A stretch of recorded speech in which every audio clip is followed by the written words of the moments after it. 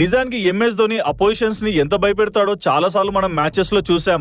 Match చివరి దాకా తీసుకొచ్చి ఈజీగా విక్టరీ కొట్టే క్యాపబిలిటీ ఉన్న ప్లేయర్ ఎంఎస్ ధోని. మీరు ఈ వీడియోలో చూసుకుంటే ముంబై మీద చివరి ఓవర్ లో match Mumbai Indians franchise owner Nita Ambani కూడా ఏకంగా దేవుడికి మొక్కుతూ ప్రార్థనలు చేస్తూ ముంబై ఎట్లా ఒక మ్యాచ్ గెలవాలని ప్రార్థించింది. కానీ ఆ మ్యాచ్ ఎంఎస్ ధోని గెలిపించుకున్నాడు. ఇక 2021 లో కేకేఆర్ తో ఫైనల్ షారుఖ్ ఖాన్ సద్గురు దగ్గరికి వెళ్లి కేకేఆర్ టీం గెలవాలని బ్లెస్సింగ్స్ అడిగాడట. కానీ సద్గురు ఏమడిగాడో తెలుసా? ఆపోజిట్ టీం ఎవరు అని అడిగాడు. ఆపోజిట్ టీం సిఎస్కే అని సమాధానం ఇచ్చాడు. మరి ఆపోజిట్ ఎంఎస్ ధోని ఉంటే నా ఆశీస్సులు ఇచ్చినా సరే నీకు అంత పెద్ద రిజల్ట్ ఉండదంటూ సద్గురు చెప్పాడట. ఆయన ఇంకొక విషయం తెలుసా? ఒక press reporter KKR owner Shahrukh Khan అడిగాడు, ఐపీఎల్ ఆక్షన్ లో ఎంఎస్ ధోని వస్తే మీరు కొనుగోలు చేస్తారా లేదా అని.